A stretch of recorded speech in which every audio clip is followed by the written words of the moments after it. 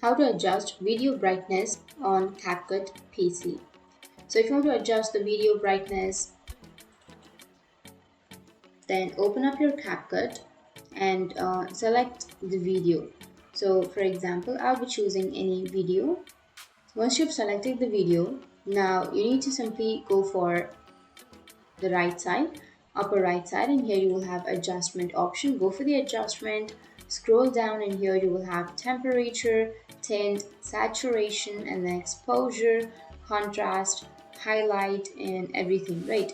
So if you want to increase the brightness, you can simply choose these options. You can choose the exposure to the highest or to the lowest. You can simply choose wherever it's comfortable, and then choose the contrast, highlights, shadow, whites, and then brilliance.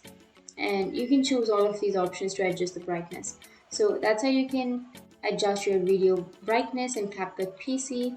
And if you have any questions, feel free to comment below. Thanks for watching.